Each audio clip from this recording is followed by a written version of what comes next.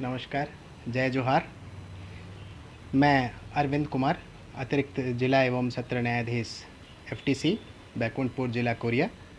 आज आपके समक्ष छत्तीसगढ़ राज्य विधिक सेवा प्राधिकरण के निर्देशन में संचालित जन चेतना and attempt for public consciousness at large कार्यक्रम के संबंध में जानकारी साझा करने उपस्थित हुआ हूँ।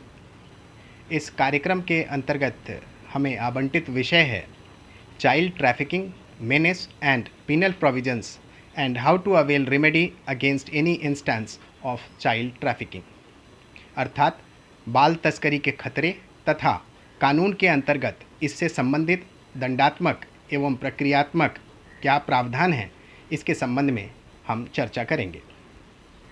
संस्कृत के एक प्रसिद्ध श्लोक का भाग है जननी जन्मभूमिश्च स्वर्गादपि गरीयसी, अर्थात माता और मातृभूमि स्वर्ग से भी बढ़कर है। मातृभूमि अर्थात देश, हमारा देश, जहां हम पैदा हुए, पले बढ़े और जिसे आगे ले जाने की जिम्मेदारी हमारे कंधों पर इस दायित्व के साथ है कि हम अपने आने वाली पीढ़ी के लिए एक स्वच्छ एवं सुदृढ़ समाज एवं राष्ट्र की नींव तैयार करें। यह हमारी जिम्मेदारी है कि आने वाली पीढ़ी अर्थात बच्चे, जो कि देश के भविष्य हैं, के लिए अच्छा माहौल निर्मित हो। किंतु हमारे इस दायित्व निर्वहन में कुछ असामाजिक तत्व बाधक एवं दुश्मन हैं। देश के हितों के दुश्मन देश का भविष्य खराब करने एवं अपने निजी स्वार्थ हेतु हमारे बच्चों का भविष्य खराब कर देते हैं जब वे बाल दुर्व्यापार अर्थात चाइल्ड ट्रैफिकिंग जैसे गंभीर अपराध को अंजाम देते हैं। बाल दुर्व्यापार शब्द अपने आप में ही मोटे तौर पर अपने आप को परिभाषित करता है, जिससे हम आप सभी परिचित हैं। किंतु तकनीकी भाषा में भारतीय दंड संहिता की धारा 370 के अनुसार बच्चों को उनका शोषण करने के प्रयोजन से धमकियों का प्रयोग कर, बल या किसी अन्य प्रकार के प्रपीड़न का प्रयोग करके या व्यपहरण द्वारा या कपट का प्रयोग करके या प्रवंचना द्वारा या शक्ति का उपयोग करके या उत्प्रेरणा द्वारा माध्यमों से बच्चे की भर्ती करता है, गृहीत करता है, वह दुर्व्यापार अर्थात ट्रैफिकिंग का अपराध कारित करता है। ऐसे अपराधी वास्तव में एक गिरोह की तरह काम करते हैं, जो कि हमारे घर परिवार में मौजूद विपरीत परिस्थितियों का आकलन कर बच्चों को लालच देकर तथा कुछ परिस्थितियों में जबरन भी ऐसे अपराध को अंजाम देते हैं। ट्रैफिकर्स बच्चों के साथ छल करने के लिए नित्य प्रतिदिन एक नए तरीके अपनाते हैं। वे बच्चों को घर से दूर खींचते हैं और उन्हें निश्चित राशि के लिए बेच देते हैं या उन्हें श्रम, सेक्स या अन्य अवैध गतिविधियों जैसे भीख मांगने, अंग व्यापार आदि के लिए इस्तेमाल करते हैं। उन बच्चों को खुशी से दूर रखते हुए लगातार उन्हें प्रताड़ना झेलनी पड़ती है। बच्चों के दुर्व्यापार से सिर्फ वह बच्चा या उसका परिवार ही नहीं, बल्कि ऐसा कृत्य पूरे समाज एवं राष्ट्र के लिए खतरा है, क्योंकि हम इस संभावना से इनकार नहीं कर सकते कि वह बच्चा जिसका दुर्व्यापार हुआ भविष्य में अच्छी एवं ऊंची तालीम पाकर उच्च पदों को सुशोभित करते हुए राष्ट्र की प्रगति में अपना सक्रिय योगदान दे सकता था। अतः हम सबको, आपको, मुझे अपने आसपास के माहौल में सजग एवं सचेत रहना चाहिए तथा ऐसी किसी घटना की भनक लगने पर तत्काल संबंधित विभाग अर्थात महिला बाल विकास विभाग एवं पुलिस आदि को सूचित करना चाहिए। साथ ही हमें अपने घर में भी ऐसा माहौल रखना चाहिए जिससे बच्चों को घर में खुशनुमा माहौल मिले और वे बाहर के किसी प्रलोभन की ओर आकृष्ट न हों। इसमें कोई संशय नहीं कि इस खतरे को पूरी तरह समाप्त करने के लिए जहां एक ओर हरकुलियन एफर्ट अर्थात अत्यधिक मशक्क़त भरे प्रयासों की आवश्यकता है, परंतु साथ ही हम इस बात से भी इनकार नहीं कर सकते कि थोड़े से सजग एवं सचेत होकर हम निश्चित तौर पर इसके दिन प्रतिदिन बढ़ते हुए आंकड़ों पर लगाम लगा सकते हैं। सरकार एवं अन्य विभाग तो अपना काम कर ही रहे हैं, हमें भी सजग एवं सचेत रहने की ज़रूरत है तथा ऐसी भनक लगने पर संबंधित विभाग को सूचित करना न सिर्फ हमारी नैतिक बल्कि विधिक जिम्मेदारी भी है। तो आइए हम सब सजग एवं सचेत रहते हुए इस सामाजिक खतरे को समाप्त करने की दिशा में अग्रसर होने का संकल्प लें। दूसरे भाग बाल दुर्व्यापार संबंधित दंडात्मक प्रावधानों एवं प्रक्रिया की जानकारी मेरे साथी न्यायाधीश मैडम रेशमा बैरागी के द्वारा दी जाएगी।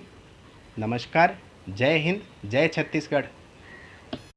मैं श्रीमती रेशमा बैरागी, न्यायिक मजिस्ट्रेट प्रथम श्रेणी, बैकुंठपुर, जिला कोरिया, छत्तीसगढ़ से आज मैं यहाँ छत्तीसगढ़ राज्य विधिक सेवा प्राधिकरण बिलासपुर के निर्देशानुसार जन समुदाय के बीच में व्यापक रूप से जन चेतना लाए जाने के प्रयोजन से चलाए जा रहे विशेष अभियान के तहत प्रदत्त विषय बाल तस्करी के खतरे तथा कानून के अंतर्गत इससे संबंधित दंडात्मक एवं प्रक्रियात्मक प्रावधानों के बारे में संक्षिप्त जानकारी देने जा रही हूँ। बाल तस्करी से पीड़ित बच्चों को कानूनी सहायता एवं सुरक्षा की आवश्यकता होती है। एक साधारण गलती अक्सर हम सभी करते हैं कि बच्चे को अत्यंत आवश्यकता पड़ने पर हम उनकी मदद नहीं कर पाते या कोई कानूनी कदम नहीं उठाते, जबकि विभिन्न प्रकार के बाल व्यापार से निपटने के लिए भारतीय संविधान, भारतीय दंड संहिता सहित कई कानूनों में प्रावधान है। जैसे कि भारतीय संविधान का अनुच्छेद 23 मानव का दुर्व्यापार और बेगार तथा इसी प्रकार के अन्य बलात्श्रम को प्रतिष्ठित करता है तथा इस उपबंध का उल्लंघन करने पर अपराध होगा और विधि के अनुसार दंडनीय होगा। भारतीय दंड संहिता की धारा 370 की उपधारा 370 का दास के रूप में आयातित अयस्क को किसी भी रीति में यौन शोषण के कार्य में लगाना दंडनीय अपराध है। भारतीय दंड संहिता की धारा 363 की उपधारा का भिक्षाटन के लिए अयस्क को अपहरण करना या उसे अपाहिज बनाना कानून में अपराध है। इसी प्रकार भारतीय दंड संहिता की धारा 372 एवं 373 वेश्यावृत्ति के उद्देश्य से बालिकाओं को बेचना व खरीदना दंडनीय अपराध है। उपरोक्त वर्णित सभी धाराओं के अंतर्गत किए गए अपराध अत्यंत गंभीर प्रकृति के हैं, जिसका अंदाजा इसी बात से लगाया जाता है कि उपरोक्त धाराओं के अंतर्गत किए गए अपराध संज्ञेय, अजमानतीय, असमनीय और सत्र न्यायालय द्वारा विचारणीय हैं। यद्यपि बाल तस्करी से पीड़ित बच्चों की सुरक्षा हेतु राष्ट्रीय एवं अंतर्राष्ट्रीय स्तर पर कई समितियां, संगठन कार्यरत हैं। किशोर न्याय बालकों की देखरेख एवं संरक्षण अधिनियम 2015 के अंतर्गत बाल तस्करी से पीड़ित बच्चों की सुरक्षा, देखरेख, संरक्षण हेतु राज्य स्तर पर कई वैधानिक एवं संरचनात्मक इकाइयां बनाई गई हैं। साथ ही ऐसे बच्चों के उचित उपचार, देखरेख, संरक्षण, शिक्षा, प्रशिक्षण, विकास एवं पुनर्वास हेतु बाल गृह की स्थापना की गई है। इसमें ऐसे बालकों को रखा जाता है जिसका ना तो कोई परिवार है, ना ही कोई प्रत्यक्ष आधार है। ऐसे आश्रय गृह में इन बच्चों को तब तक रखा जा सकता है जब तक कि इनके पुनर्वास की कोई वैकल्पिक व्यवस्था नहीं हो जाती या वे 18 वर्ष के नहीं हो जाते। बाल तस्कर से पीड़ित बच्चों की सुरक्षा का उत्तरदायित्व इन संस्थाओं के अलावा हम आप सभी नागरिकों का भी है। यदि आसपास के परिवेश में हमें ऐसा प्रतीत होता है या आशंका होती है कि किसी बालक या बालिका के जीवन या सुरक्षा को खतरा है और हम उसकी रक्षा करना चाहते हैं, तो हम इन स्थानों पर इसकी सूचना दे सकते हैं। आपके निकटस्थ स्थित पुलिस स्टेशन, यदि आप गांव में निवास करते हैं तो ग्राम के प्रमुख, पंचायत सदस्य, नगर में निवास करते हैं तो नगर के प्रमुख, नगर और आंगनबाड़ी सहायिका, नर्स एवं नज़दीकी बाल कल्याण समिति।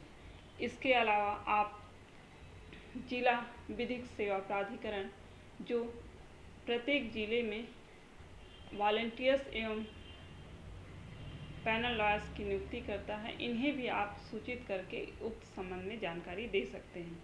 इसके अलावा यदि आप टेलीफोन के माध्यम से इस संबंध में जानकारी देना चाहते हैं तो ये 2 टोल फ्री नंबर प्रदान कर रही हूँ, इसे आप नोट कर लीजिए।